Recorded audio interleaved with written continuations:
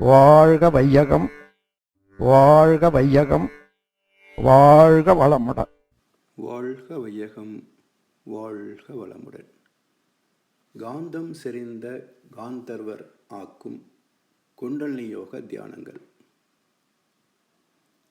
வேதாத்திரி மகர்ஷி அவர்கள் அளித்த மனவளக்கலை பயிற்சிகளில் எளிய முறை குண்டலினி யோக தியான பயிற்சி எவ்வாறு ஜீவாந்த சக்தியின் திணிவை கூட்டி நம்மை காந்தர்வர் ஆக்குகிறது என்பதை பார்க்கலாம்.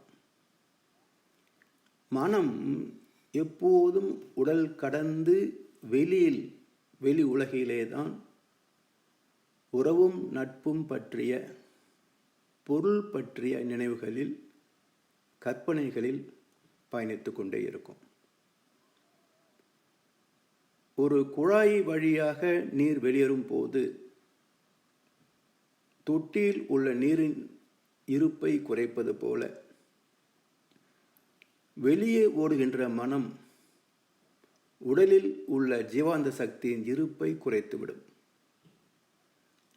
இதை தவிர்ப்பதற்காக நம் முன்னோர்கள் கண்ட யுக்தி வெளியே ஓடுகின்ற மனதை உள்நோக்கி திருப்புவது.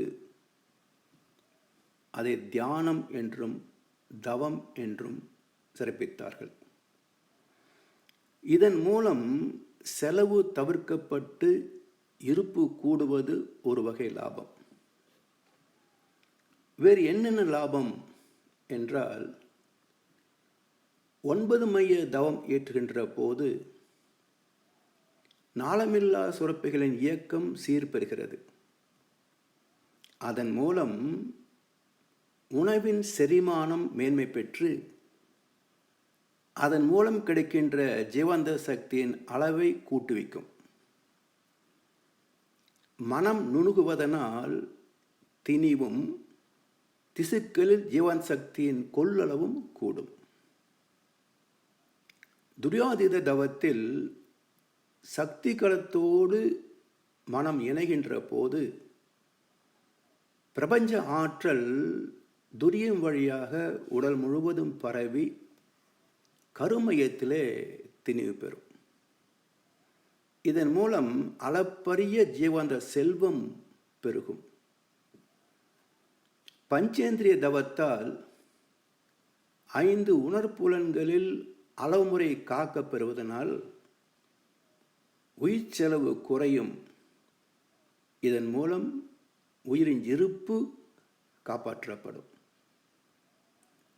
நவகிரக தவத்தில் கோள்களோடு மனம் தொடர்பு கொள்வதனால் 7 தாதுக்களும் சீர்மை பெற்று நோய் எதிர்ப்பு சக்தி கூடும். சிந்தனையும் சிறப்படைவதால் நல்லெண்ணம் மட்டுமே தோன்றும். நோயற்ற உடலும் தீதற்ற மனமும் ஜீவாந்த சக்தியின் செலவை குறைத்து இருப்பை கூட்டுவிக்கும். மேலும் கோள்களின் காந்தாற்றல் அளப்பரிய சக்தி நமக்கு அள்ளித்தரும்.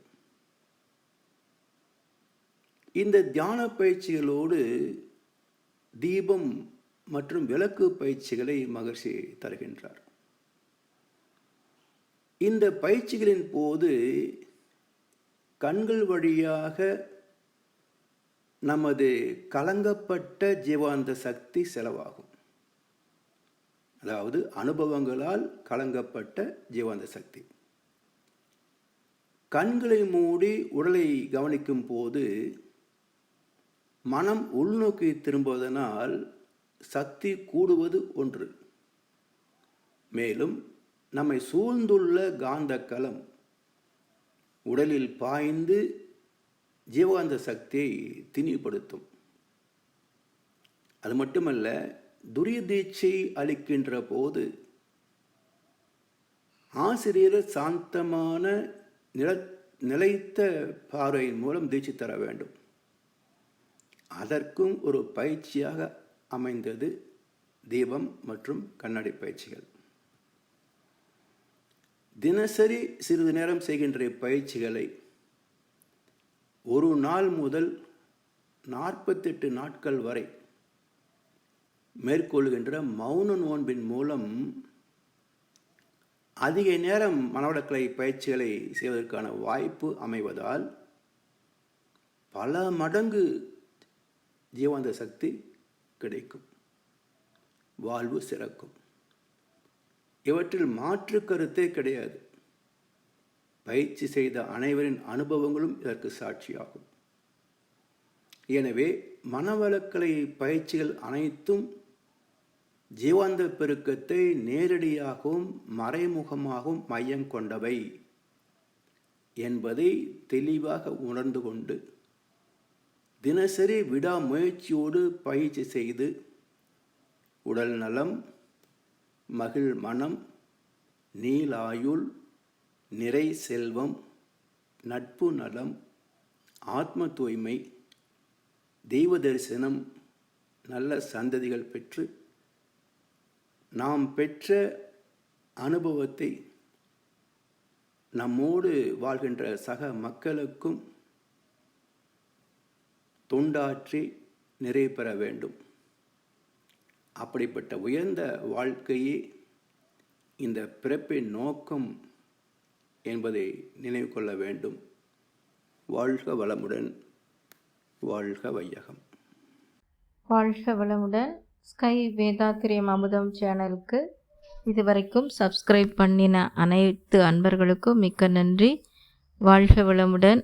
அனைவரும் வேதாத்திரிய தத்துவங்களை உலகறிய செய்வோம். இந்த சேனலை உங்கள் அன்பர்கள் அனைவருக்கும் ஷேர் செய்து பயன்பெறுங்கள். நன்றி. வாழ்க வளமுடன்.